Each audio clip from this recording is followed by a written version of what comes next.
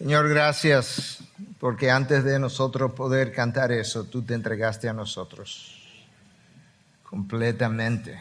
Y de esa forma, entonces, en el tiempo tú nos has permitido poder cantar, pero tratar de vivir lo que cantamos. Si es que nosotros no somos nuestros, te pertenecemos. Tú compraste nuestra vida, tú diriges nuestra vida, tú sostienes nuestras vidas. Y nosotros queremos reconocer eso en esta mañana. Te damos gracias por el regalo de la vida, te damos gracias por la manera como nos trajiste a este mundo, gracias por las madres que usaste para traernos a la vida.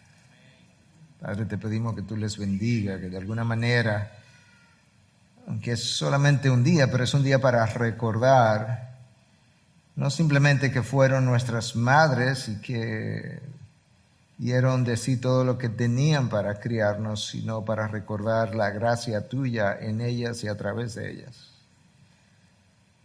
Guárdalas, dale salud física, dale salud emocional, dale salud espiritual. Ministrale a través de tu palabra en esta mañana también de alguna manera.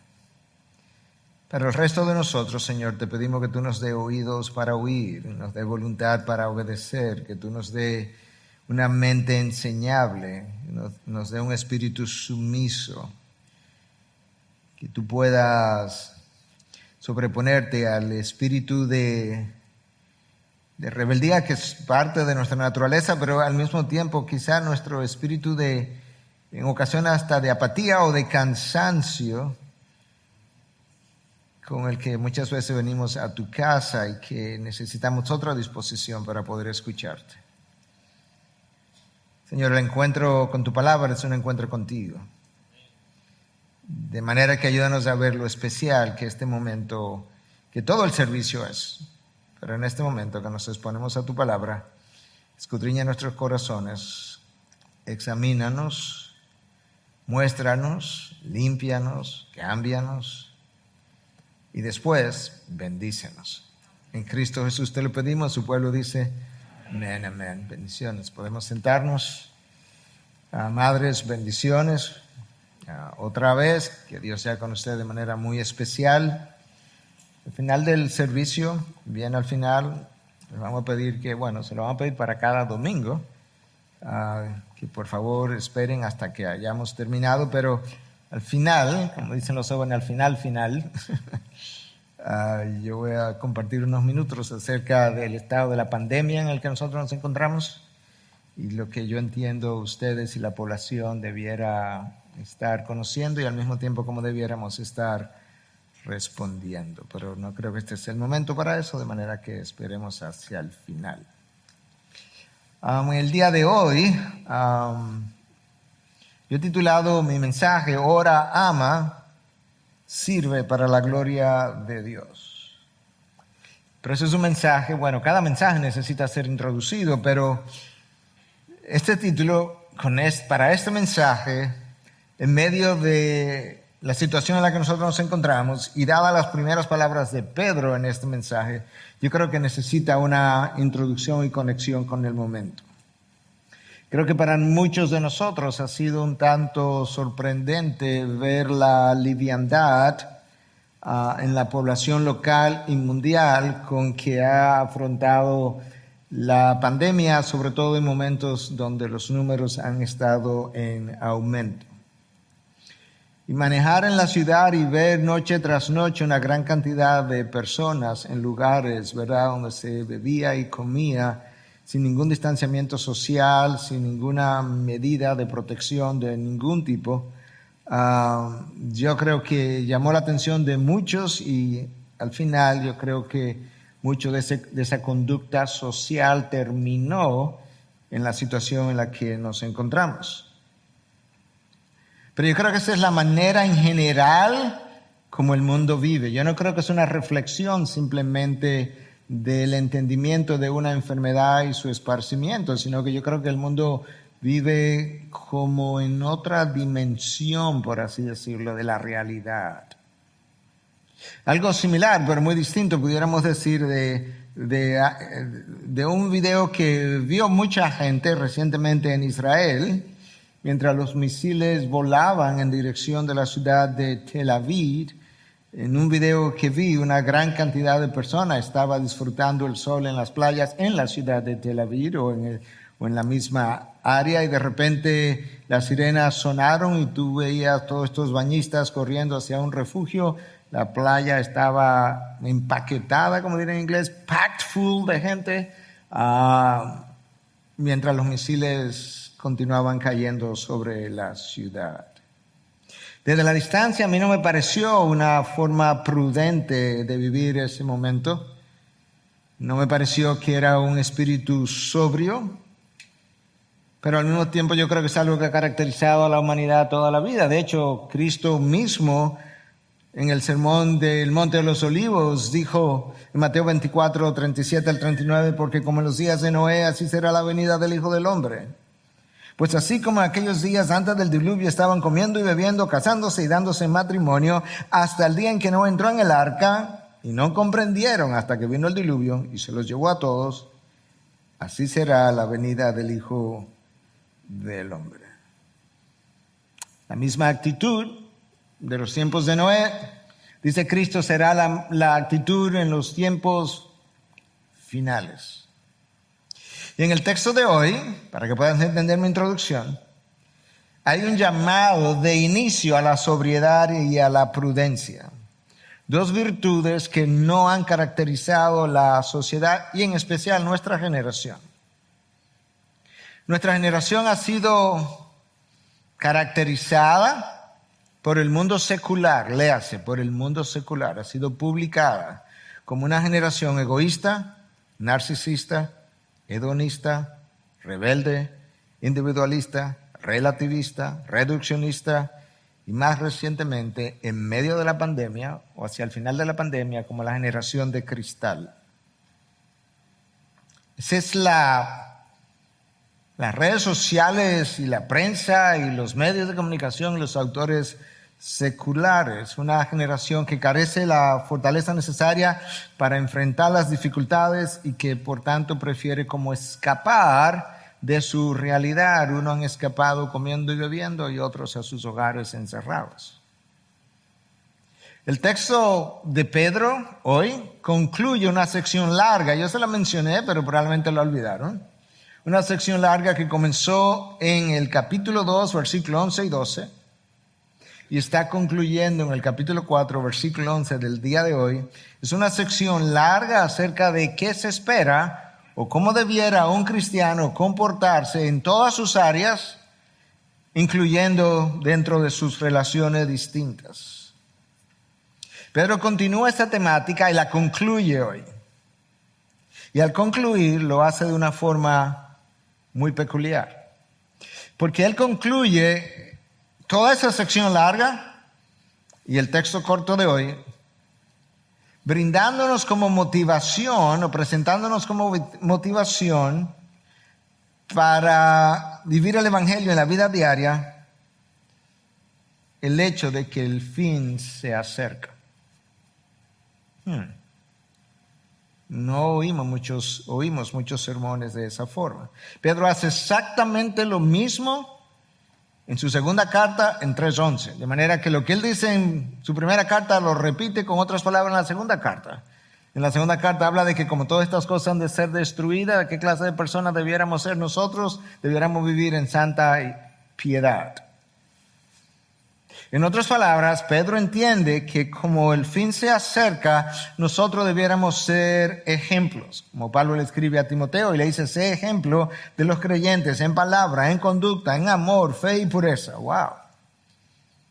Un hombre veterano, teólogo, misionero, pastor, le dice a su discípulo más querido, más cercano, Timoteo, en tu juventud comienza a ser ejemplo. Quiero que sea ejemplo en palabra, cuando hablas, en conducta, cuando te comportas, en amor, cuando te relacionas, en fe, cuando crees y en pureza, cuando miras, oyes y piensas.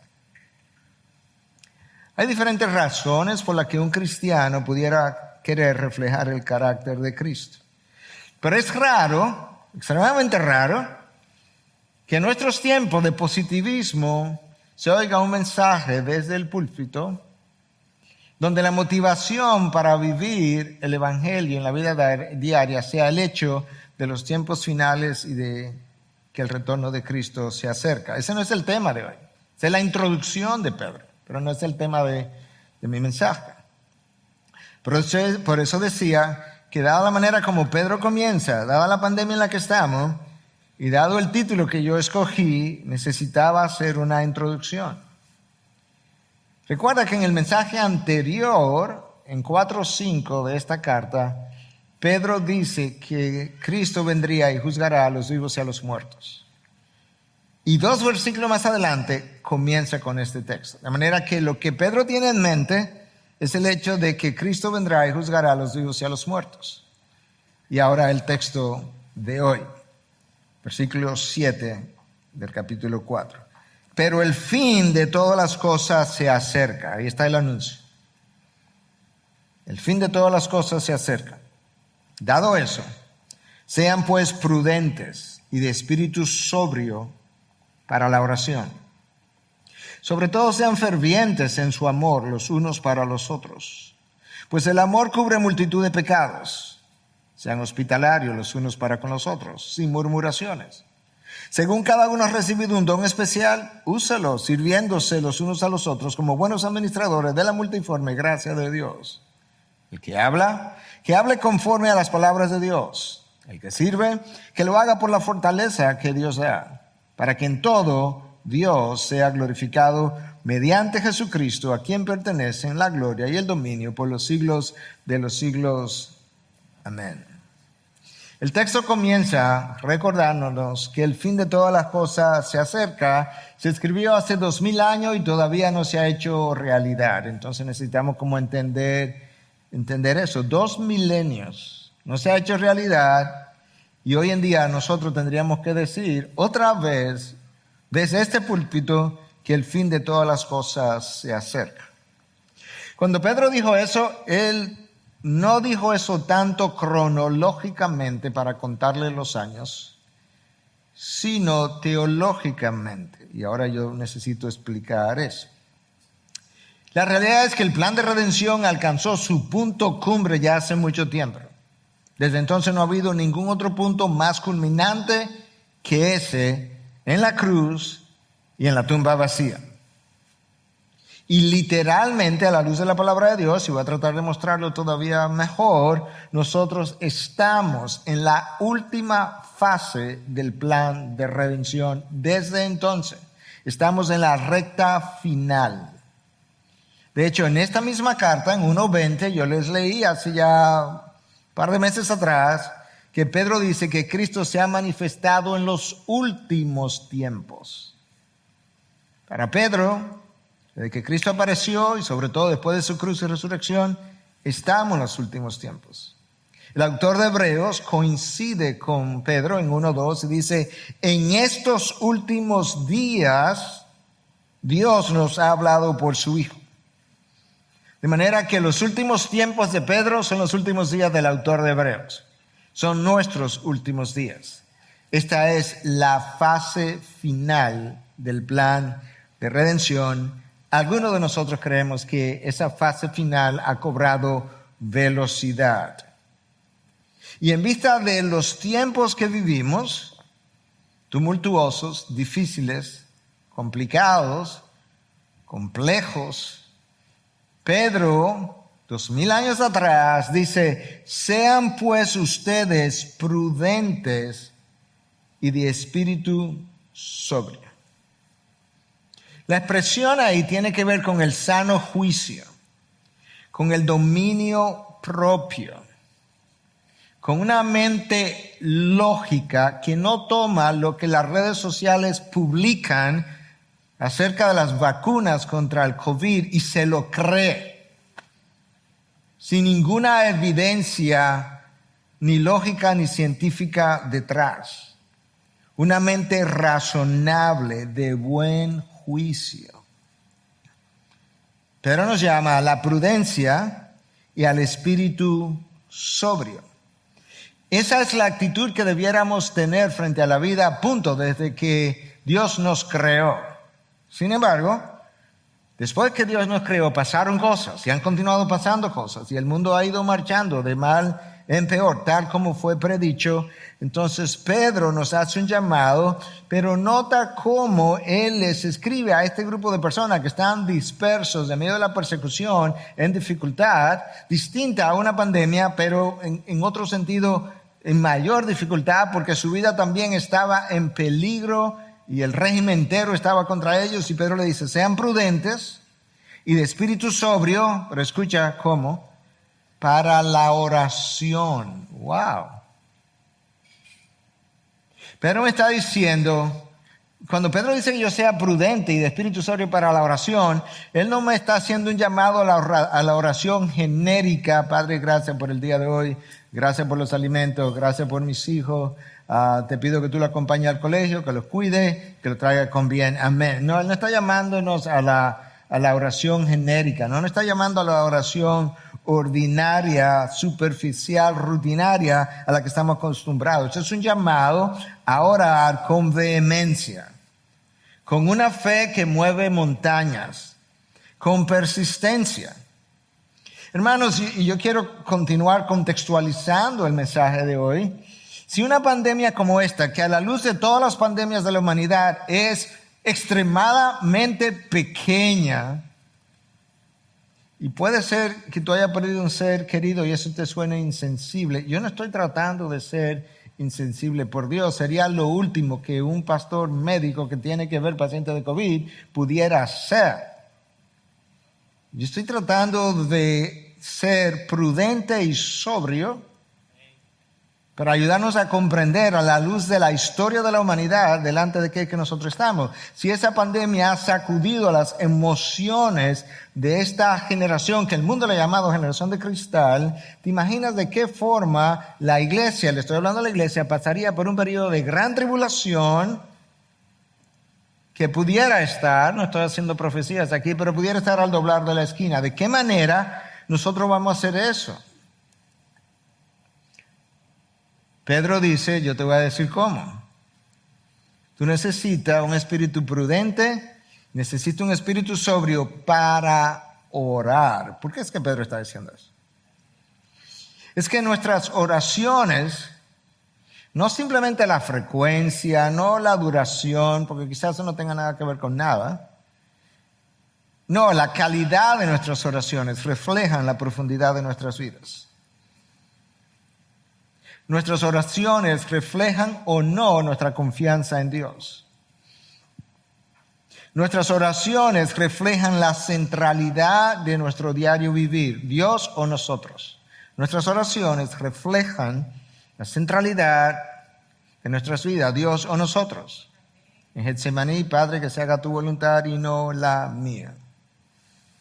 Nuestras oraciones reflejan nuestro espíritu utilitarista. Vamos a Dios cuando necesitamos algo. Las cosas van bien, no hay pandemia, no hay enfermedad, nadie está afectado, no tengo carencia, no tengo falta, mis hijos no están en peligro, mis hijos están sacando buenas notas, pues no tengo mucha razón para orar. Nuestras oraciones reflejan cuánto yo conozco o no conozco el carácter de Dios. Escucha lo que escribió Jonathan Edwards. El título donde esta frase aparece, dice, hipócritas en la tarea de la oración. Ya el título solo es como convicting, es como productor de convicción. El espíritu de un verdadero convertido es un espíritu de fe y de confianza en el poder, la sabiduría y la misericordia de Dios. Él va a hablar de la oración ahora, pero primero me dice, un verdadero creyente necesita, antes de orar, un espíritu de fe y de confianza. ¿En qué? En el poder, la sabiduría y la misericordia de Dios. En otras palabras, no solamente Dios puede hacer cosas, no solamente Dios es sabio para hacer las mejores cosas, pero Dios tiene misericordia para verme en la dificultad y obrar conforme a mi necesidad. Entonces él dice, y naturalmente ese espíritu es expresado en la oración. cuando tú oras, ese espíritu de confianza en el poder, la sabiduría y la misericordia de Dios sale a relucir. La oración no es nada más que la fe expresada. Así que vamos a vivir los últimos tiempos. ¿Cómo? Por fe. ¿Dónde lo voy a expresar? En la oración. La oración verdaderamente cristiana es la fe y la confianza de la respiración del alma puesta en palabras. La oración es la respiración del alma puesta en palabras. Jesús, estos no son los únicos tiempos sobrios. ¿Te imaginas? En los tiempos de Jesús, cuando él nació a los 2 años, había un edicto que se matara a todos los niños menores de 2 años, no importa quién fuera. Si eran niños judíos, imagínate que de todos los niños dominicanos, en Estados Unidos, donde hay muchos de nosotros, que todos los niños menores de 2 años que lo maten. ¿Tú piensas que eso fue una generación fácil de vivir? Claro que no. Y Jesús, conociendo la dificultad de sus días, la sobriedad de sus días, supo orar en una ocasión, más de una ocasión, pero por lo menos en una, toda la noche. Lucas 6, 12 y 13. Jesús supo ayunar 40 días en el desierto. Él supo orar con súplicas, clamor y lágrimas. Hebreos 5, 7. El Hijo de Dios, la segunda persona de la Trinidad, clama, suplica, llora en oración. Supo orar por la voluntad del Padre para que se hiciera la suya y no la de él. Supo orar desde la cruz, Padre, perdónalos, perdona a mis enemigos porque no saben lo que hacen. Esa es la actitud de una oración, de una persona de espíritu sobrio, piadoso y centrado en Dios y sus propósitos. De manera que lo que Pedro nos está diciendo, tiempos difíciles en la recta final de los últimos tiempos, de los últimos días, se requiere de oración intensa, guiada por el Espíritu que mora en nosotros, una oración confiada en la soberanía de Dios y una oración confiada en que la oración puede cambiar las cosas aun si no cambia a Dios. Dios ha revelado eso. Dios ha revelado que Él no es hombre para que se arrepienta. Dios no cambia de opinión y al mismo tiempo ha revelado, pero hay cosas que yo no la voy a hacer a menos que tú la pidas. No tenéis porque no pedís, dice Santiago. Cristo vino y dijo, pedid y se os dará. Eso es una garantía. Buscad y hallaréis. Llamad y se os abrirá. Pastor, bueno, pero eso, usted no piensa que todo lo que yo voy a pedir se me va a dar. Eso no es lo que Él dice. Él no dice, pide que te voy a dar lo que pida. Eso no es lo que Él dice. Él dice, pide y se te dará. Entonces, aunque las garantías son como generales, tú y yo tenemos que tener la confianza en la sabiduría de Dios de que hablaba Jonathan Edwards, la misericordia de Dios para creer que aunque la oferta de que se te dará es general, cuando tú pidas, Dios en su sabiduría sabrá darte de manera particular y personal a ti lo que necesitas, aunque no sea lo que pides, pero será mejor que lo que pides. ¿Me entendiste? La oración cambia las cosas, o puede cambiar las cosas.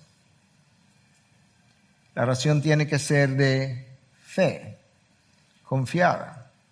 Tiene que ser tanto de fe y confiada que escucha lo que Santiago vuelve a decir, capítulo 1, versículos 6 y 7.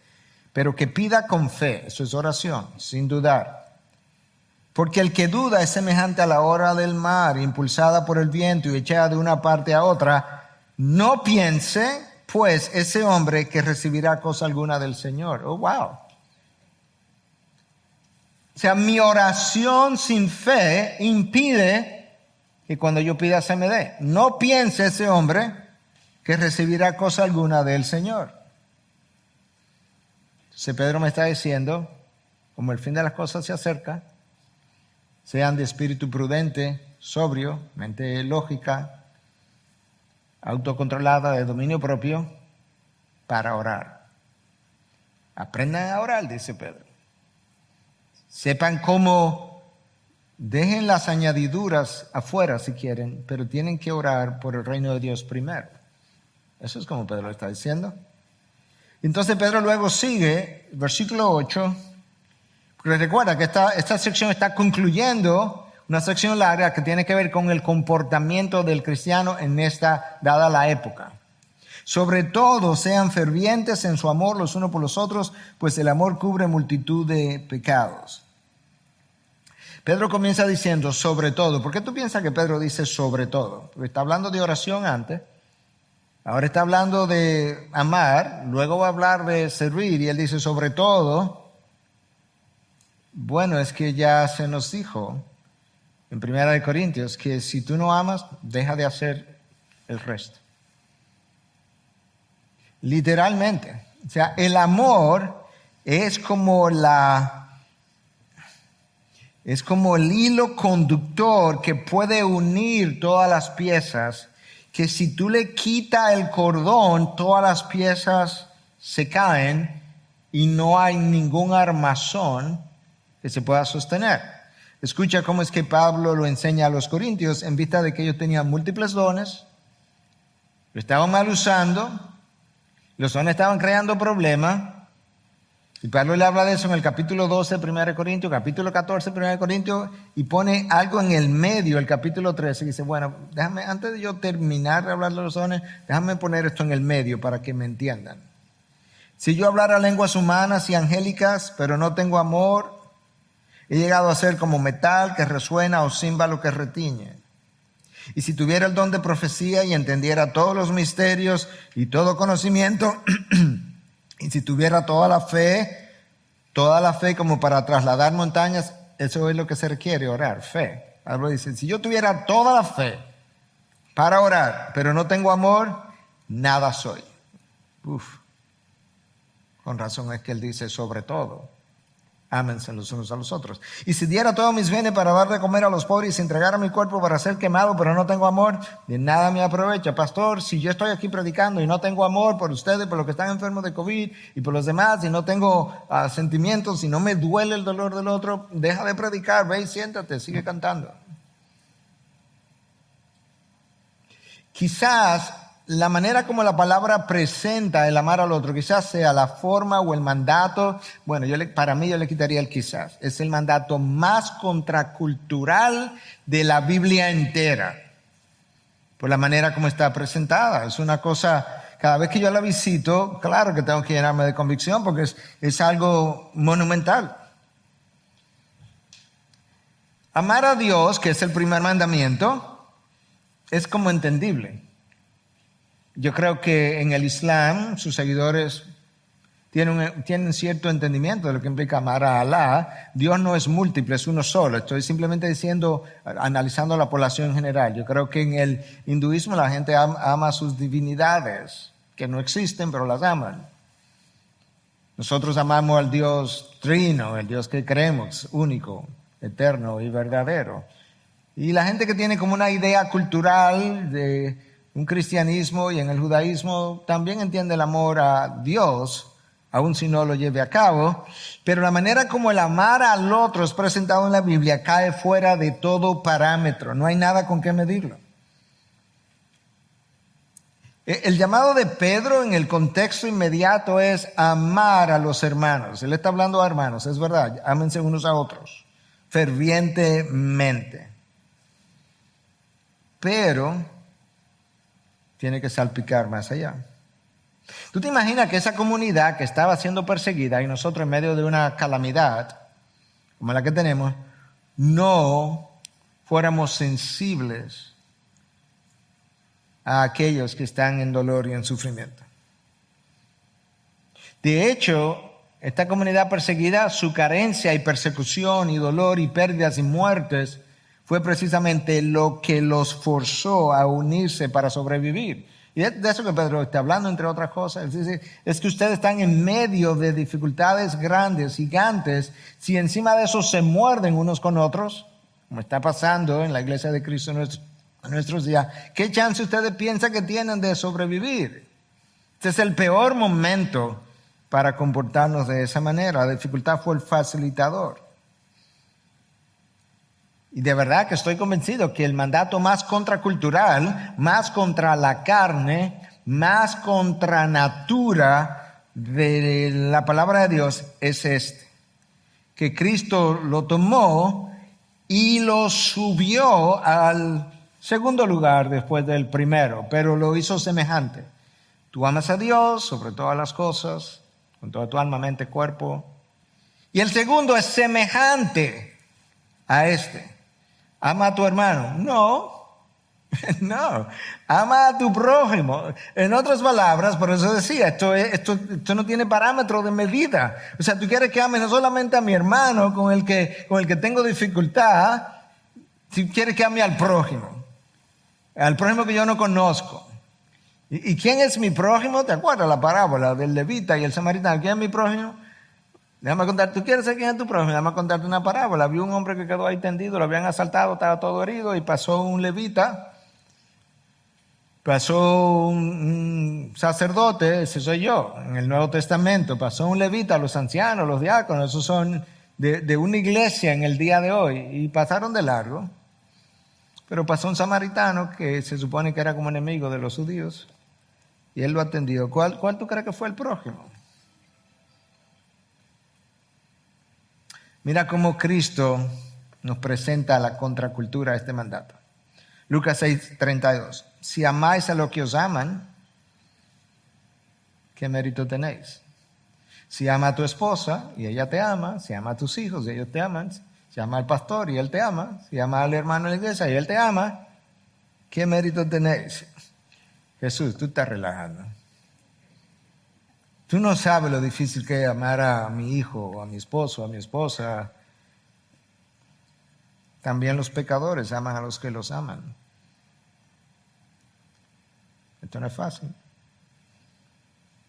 La forma como Dios nos manda a amar como hijos de Él que somos cae fuera de todo paradigma. Esto es lo que Dios me está diciendo. Lo estaba pensando ayer mientras meditaba sobre esto. El amor con el que yo te he amado es infinito. Entonces no puedes recibir mi amor infinito y quedarte con Él. Porque yo no te amé después que tú eras mi hijo. No, yo te amé cuando tú eras mi enemigo. Romanos 5:10. Tú eras mi enemigo y te amé infinitamente. Y ahora tú lo único que puedes devolver, en el mejor de los casos, es un amor finito. En el mejor de los casos. Entonces lo único que te estoy pidiendo es que devuelva de forma finita lo que has recibido de forma infinita y que cuando lo devuelva, se lo devuelva a todo el mundo. Pero a todo el mundo, en serio. En una ocasión leí esta ilustración que un hermano le dice a otro, un hermano de la fe, mira, yo realmente no te puedo amar como mi hermano. Y este otro era más maduro y le dice, bueno, está bien, pues ámame como a tu prójimo.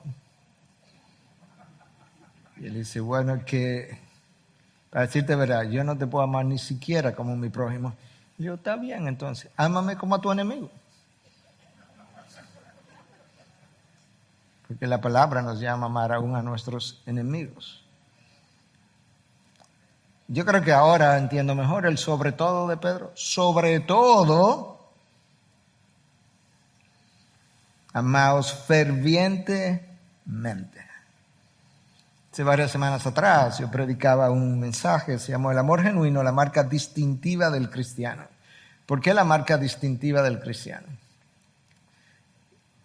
Porque eso no es algo que yo pudiera decir internamente, espiritualmente, la marca distintiva del cristiano es la morada del Espíritu Santo. Sí, pero eso no se ve. Entonces, ¿cuál es la marca distintiva que sí se ve del cristiano? Es el amor. Por eso conocerán que son mis discípulos si se aman los unos a los otros. Cuando tú leas acerca del fruto del Espíritu en Gálatas 5, 22 y 23, el primero de 9 que están ahí enlistados es el amor. Es como quien dice, si esto no está, ni siga para los otros, porque no van a estar. Y Pedro me dice que tenemos que ser fervientes en amor. La palabra ahí traducida como ferviente puede significar incluso casi como una devoción al otro, como una devoción a mi hermano. Daniel Doriani, un hombre de Dios, entendido en la interpretación bíblica. Tuve el honor de conocerle porque ha sido miembro de Coalición por el Evangelio, The Gospel Coalition, la parte anglo. En su comentario dice que ese amor cubre muchos pecados, no tapándolos ni expiándolos, ya que Jesús es quien los expía. Más bien nosotros cubrimos los pecados perdonándolos.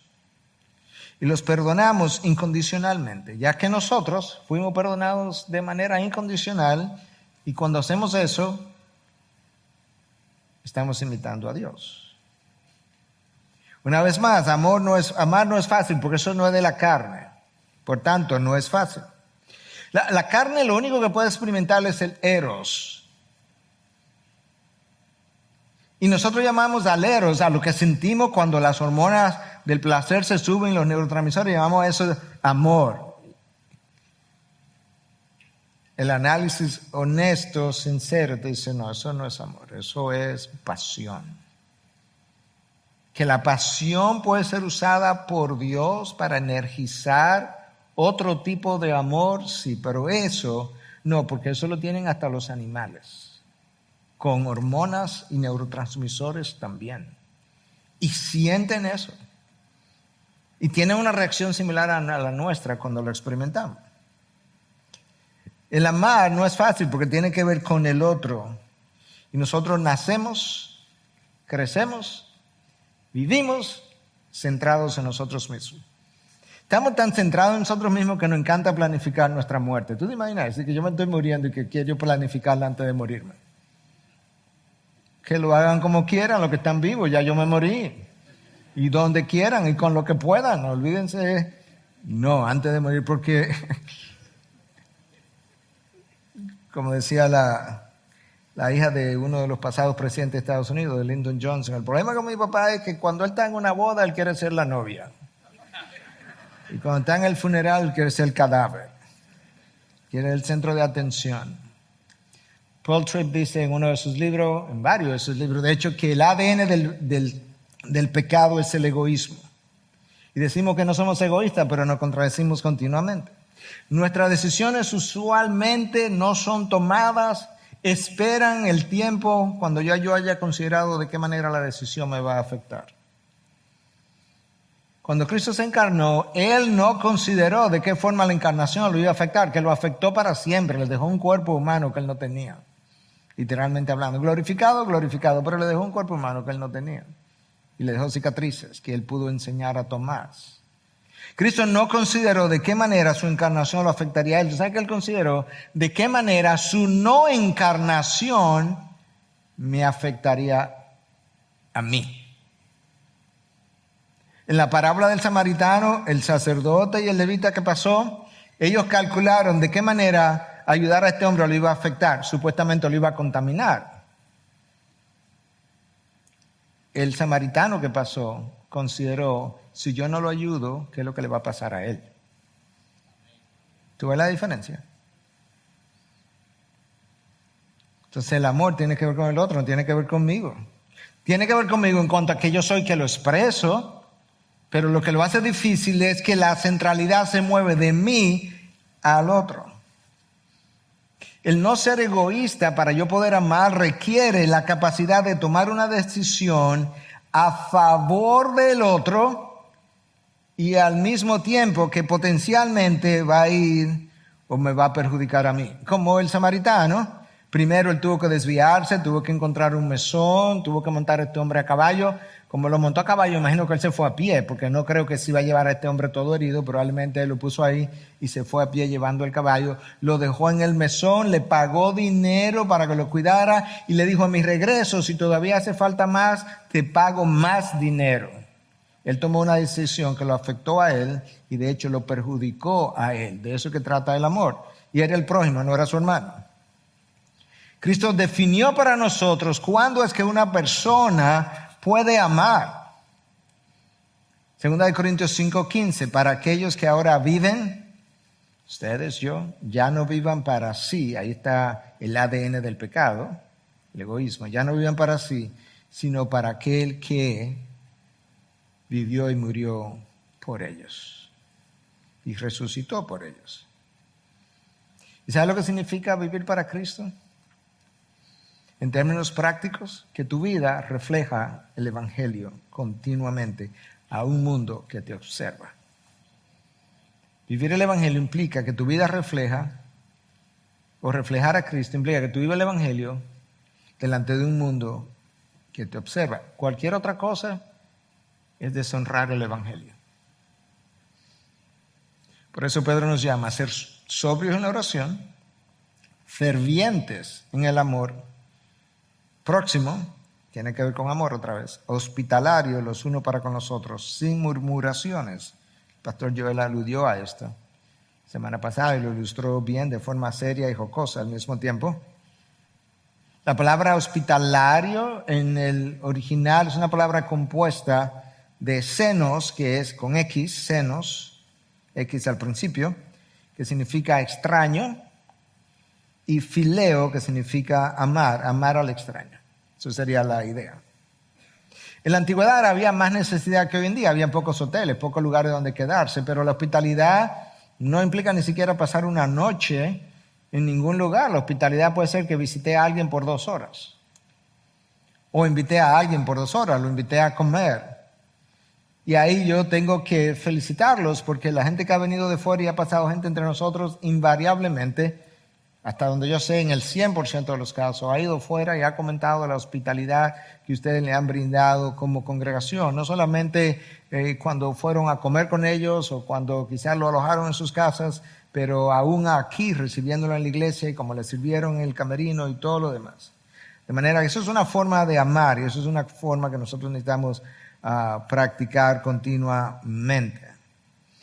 Debemos hacerla sin murmuración. Joel le ilustró eso muy bien la semana anterior, porque invitar a alguien para luego condenarlo no es ser hospitalario. Entonces, ¿qué es lo que implica ser hospitalario? Ser hospitalario es hacer que el otro se sienta como si estuviera en su casa. Es posible que Joel haya mencionado eso.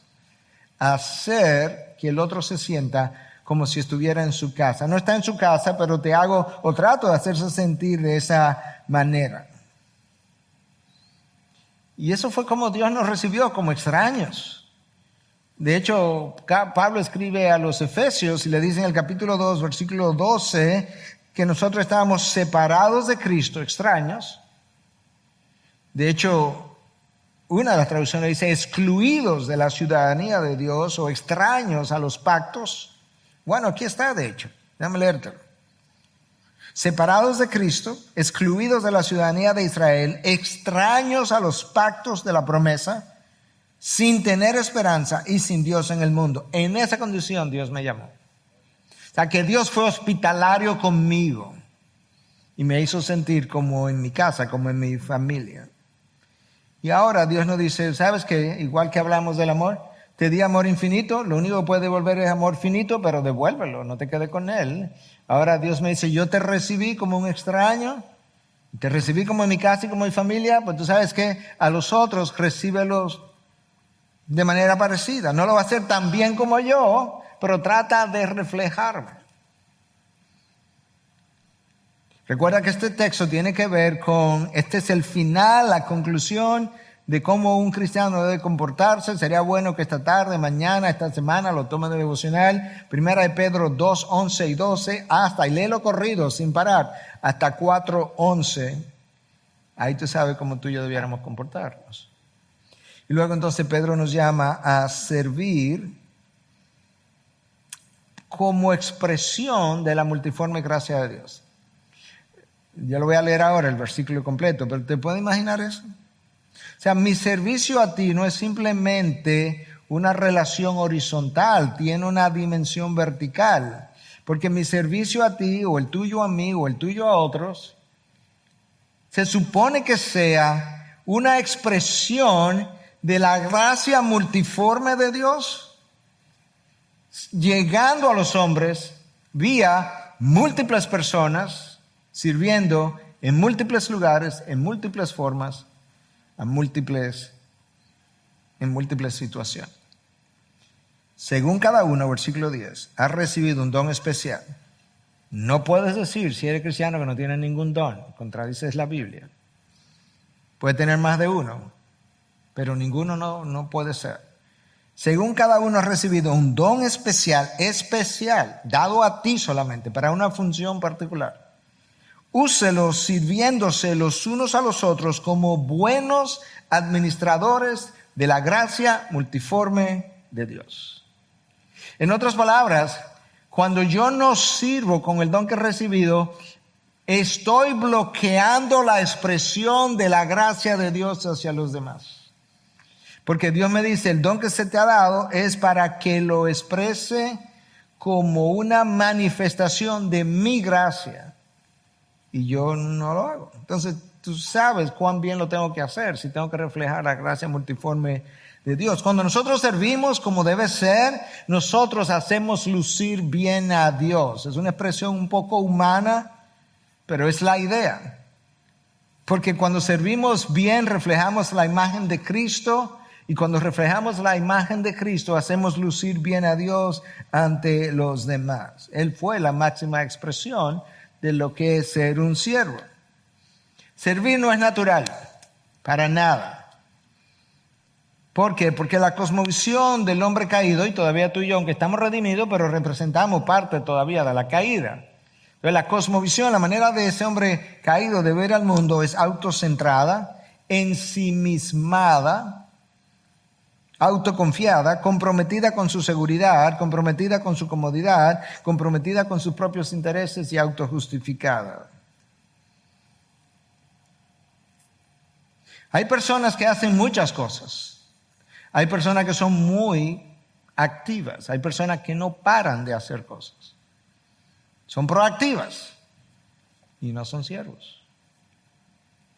Porque la diferencia entre eso y un siervo es que el siervo no obtiene su satisfacción ni de la manera como él se autosatisface al servir, ni el poder que tiene, ni el reconocimiento que tiene, ni la fama que tiene, ni la reputación que tiene, ni el dinero que quizás devenga a hacer estas actividades. El gozo y satisfacción de un siervo es única y exclusivamente el servicio que él rinde a otra persona. Más nada. Cuando esa no es mi motivación, yo acabo de descubrir que no soy un siervo. Ay, pastor. Cuando literalmente, hermano, recuérdate, yo no hago nada con ser un fiscal aquí arriba. Yo tengo que ser pastor, eso es lo que yo soy. Y el pastor pastorea. Pero el pastor necesita reflejar la verdad de Dios como está expresada en la palabra.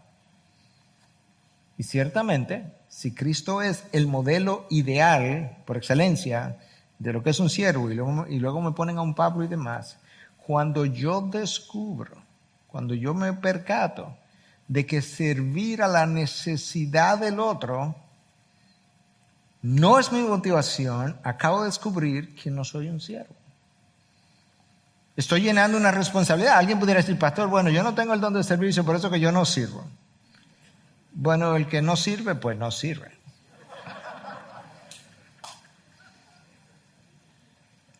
Esa es la realidad. La inclinación natural nuestra, ¿cuál es? A servirnos a nosotros mismos. Nosotros, o sea, lo natural es que yo rechace aquello que nos importuna, me quita tiempo, me interrumpió, me quita concentración, aquello que nos incomoda, aquello que nos hace sentir como no en mis aguas. ¿Tú sabes por qué? Porque tan pronto nacimos y tan pronto tenemos como un poquito de idea cómo pensar y articular algunas palabras, nosotros hacemos una alianza, un pacto. ¿Con quién? Con nosotros mismos. Si eso es un pacto, mira, sagrado.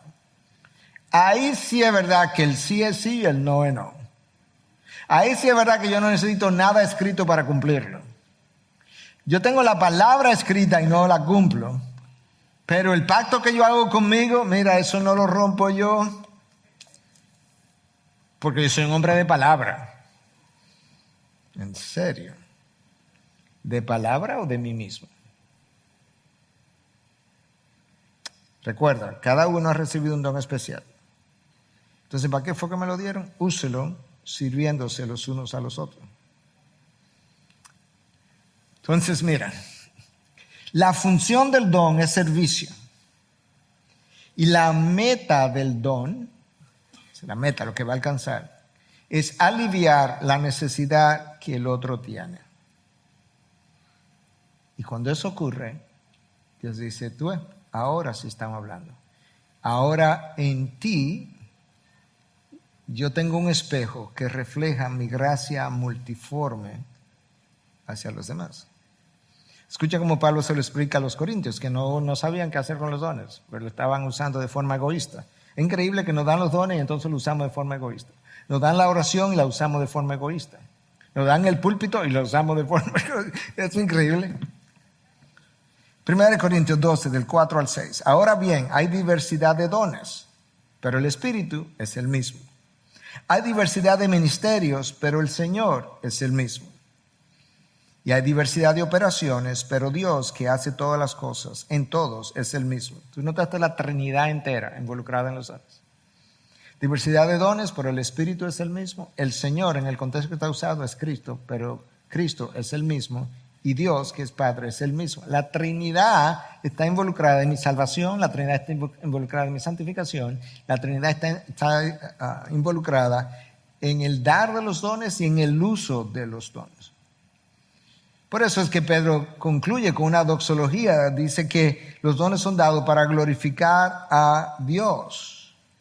Mira cómo lo dice, versículo 11 final, el que habla, que hable conforme a las palabras de Dios. El que sirve, que lo haga por la fortaleza que Dios da, para que en todo Dios sea glorificado, en todo. Pero en todo, ¿qué? En todo el ejercicio de los dones, sea glorificado mediante Jesucristo, a quien pertenecen la gloria y el dominio por los siglos de los siglos. Amén.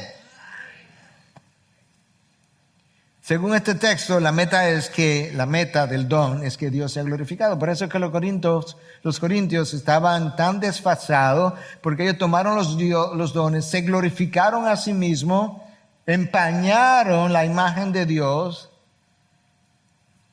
pisotearon la imagen de Cristo, y con eso entonces no estaban mostrando que entendían el propósito de los dones. Y por eso que Pablo usa toda esta palabrería para ayudarle a entender el fin de los dones. Cuando Pedro dice el que hable conforme a las palabras de Dios, algunos han entendido, déjame explicarlo primero. Algunos han entendido que eso se refiere mayormente a los que enseñamos y predicamos, el que hable las palabras de Dios. Puede ser que esa sea la interpretación inmediata, pero cada cosa que la palabra dice tiene que tener una aplicación más amplia para todo el mundo, porque de lo contrario, como que no me sirve de mucho. Entonces yo creo que lo que la palabra nos está diciendo, si pensamos que se refiere a eso, pero de esa misma forma, cuando yo hablo con otro y al hablar con ese otro, yo puedo hacerlo o en la fortaleza de la carne, o lo puedo hacer en la gracia que Dios da, y lo hago con amor sincero, interesado en el bienestar del otro, para fortalecer al otro, para consolar al otro, para animar al otro, con la intención de glorificar a Dios. Yo creo que en ese sentido, al hablar, estoy hablando conforme a las palabras de Dios. ¿Por qué? Porque todo eso que yo acabo de decir está aquí, que yo debo consolar, animar, fortalecer, sanar al otro con mis palabras. Por otro lado, cuando nosotros hablamos con alguien sin tomar en cuenta el corazón del otro, ni la gracia del Evangelio, ni la gloria de Dios, yo no estoy hablando conforme a las palabras de Dios. Yo estoy haciendo eso conforme a mis propias palabras. Pedro agrega en ese versículo 11, ya lo leí, pero que lo veamos un poco mejor, el que sirve, que lo haga por la fortaleza que Dios da. Nota cómo los dones están supuestos a operar. Si yo voy a servir, si voy a predicar, de hecho yo venía en la madrugada, estaba meditando sobre esto y pedí acerca de esto. si yo voy a predicar, se supone que yo no predique en mi fortaleza, dice el texto. Sirva en la fortaleza que Dios da. Entonces me acordé, mientras reflexionaba en la madrugada, que Pablo dice que cuando soy débil, entonces que soy fuerte. Entonces le decía al Señor, tú sabes que esta mañana yo necesito ser extremadamente débil en el púlpito para que yo pueda ser fuerte y que este versículo se haga realidad hoy en el púlpito, esta mañana en la IDI, porque dice que cuando yo sirva conforme a la fortaleza que Dios da, pero la fortaleza que Dios da depende de mi debilidad, porque cuando soy débil entonces soy fuerte. ¿Lo viste? Por eso el ejercicio de los dones nos cansa tanto, porque lo estamos haciendo en la fortaleza de otro, en la fortaleza nuestra y no de otro, que es Dios. El que sirve, que lo haga por la fortaleza que Dios da. Entonces, cuando nosotros vemos la operación de los dones, nos damos cuenta que son sobrenaturales. Cuidar de la iglesia, que es una institución sobrenatural, que lo que hace la iglesia es la morada del Espíritu Santo, eso es sobrenatural. Cuidar de la iglesia, que es una institución sobrenatural, basado en sabiduría natural, basado en talentos naturales, basado en entendimientos naturales, no solamente va a dañar la iglesia, nos va a dañar a nosotros, no va a glorificar a Dios y nos va a cansar y nos va a drenar. Hermano, tú puedes ser un gran orador con una riqueza de vocabulario extraordinaria, un gran talento, capaz de impresionar a los hombres.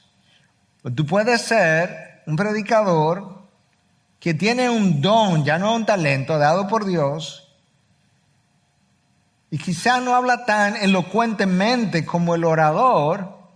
El orador impresiona la mente, el predicador, menos elocuente quizás, viene y no simplemente impresiona la mente, impacta la mente y cambia el corazón.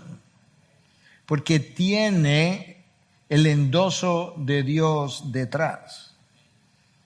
Y eso es lo que crea la administración del Espíritu y lo que crea la transformación de aquel a quien Dios ha llamado. La enseñanza sin el endoso de Dios, sin la unción de Dios, cae en terreno árido. Pastor, yo no sirvo porque no tengo el don. Bueno, déjame recordarte que la palabra habla de dones y responsabilidades. Como que hay un don de dar, la palabra describe hay diferentes listas de dones y el dar es un don. Entonces imagínate que alguien, pastor, yo tengo 20 años en la iglesia, no he dado un centavo, yo es un don que no lo tengo. Bueno, puede ser que no lo tenga. Bueno, puede ser no, si tiene un tiempo en la iglesia y no ha dado nada, pues no lo tiene. Pero está faltando una responsabilidad que tú sí tienes. Entonces resulta que el servicio, pastor, yo no sirvo porque no tengo el don. No, el servicio no solamente que es una responsabilidad. No, es peor que eso o es mejor que eso. Es un llamado. Ahora sí me lo complicaron. Porque el servicio es algo a lo que yo no puedo eludir eso.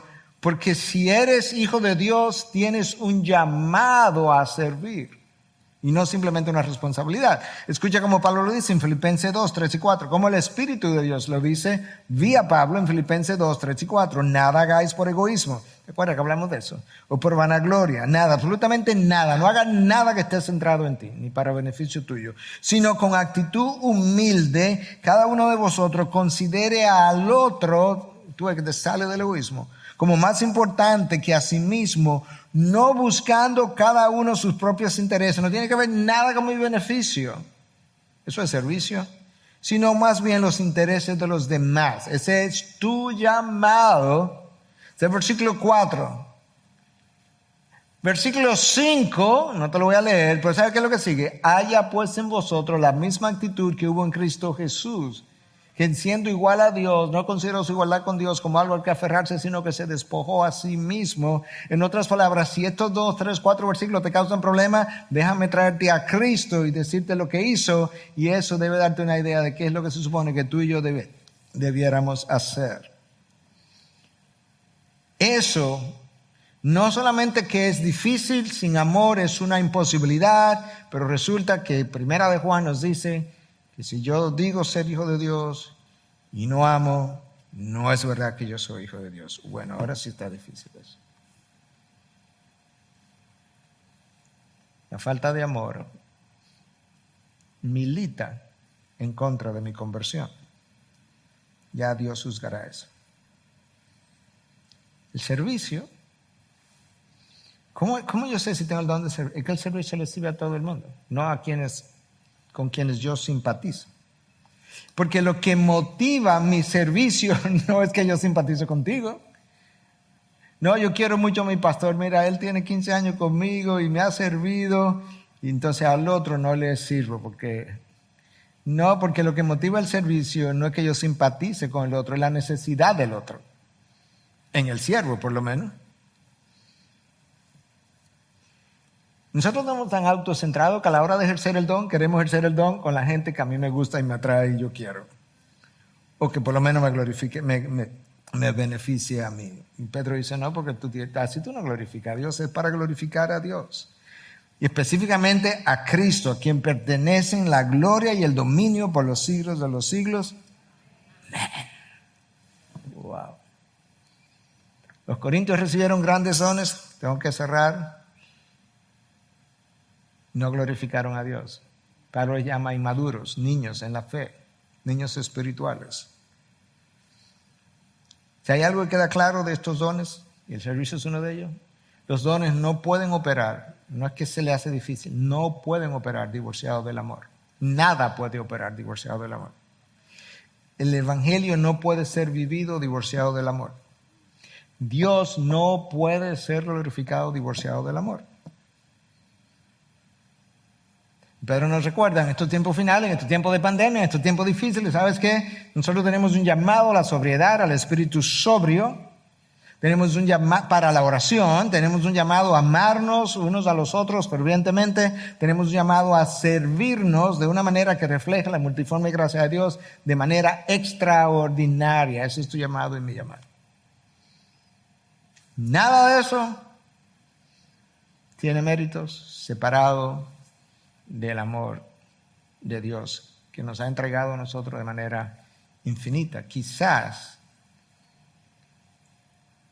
la efectividad de mi vida cristiana está más relacionada a la calidad de mi amor para con otros que a mis devocionales o mi tiempo de oración, porque que Pablo me dice que todo eso pierde su valor en ausencia del amor, 1 Corintios 3.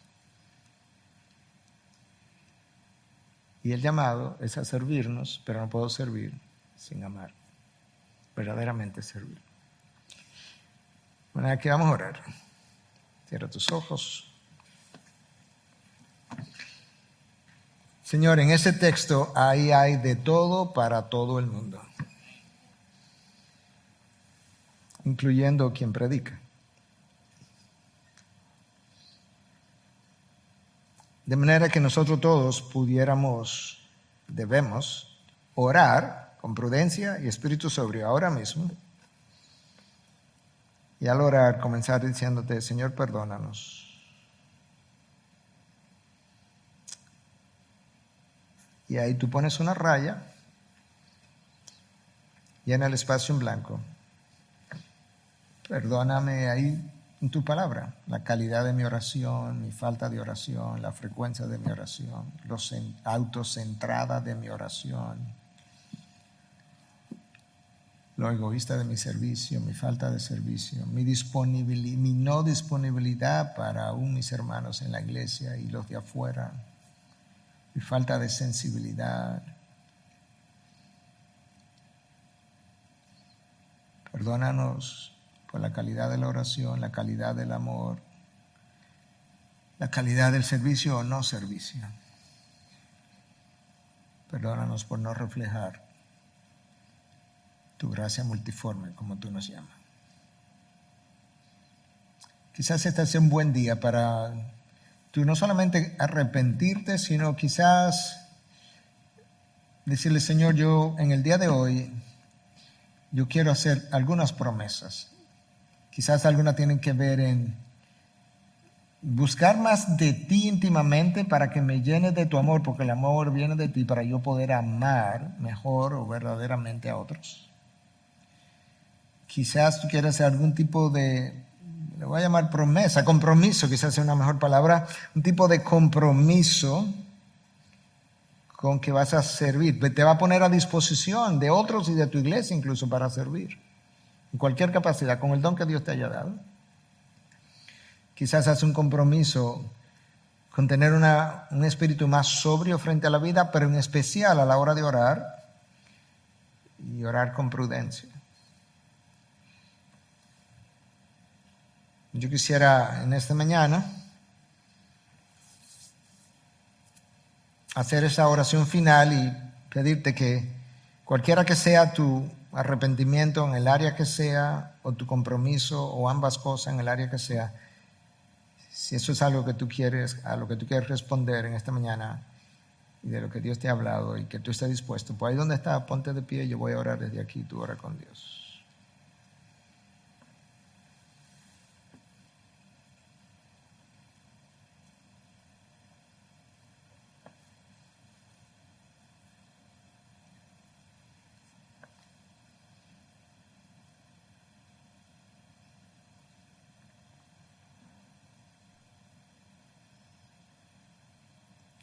Si hoy oí su voz, no endurezcáis vuestros corazones, dice la palabra. Señor, una vez más, perdónanos, y ya te hemos hablado de qué cosas. Una vez más, ahora me comprometo contigo a orar mejor, a servir mejor, a amar mejor. De manera particular, te pedimos que nos dé de tu amor para servir a los tuyos, al prójimo y aún al enemigo, los cuales aumentarán en los últimos tiempos, como tú mismo has revelado. Ayúdanos, Señor. Danos siervos para su gloria, de forma extraordinaria. Gracias por tu palabra. Gracias por tu confrontación. Gracias por tu sanación. Gracias por tu perdón. Gracias por tu santificación. En Cristo Jesús. Y su pueblo dice, amén, amén. Gracias por acceder a este recurso. Espero que haya sido de gran bendición para tu vida. Te sugiero que te suscribas a este canal de forma que tú puedas recibir notificación la próxima vez que hayamos subido un nuevo recurso que pueda servirte de instrucción y bendición.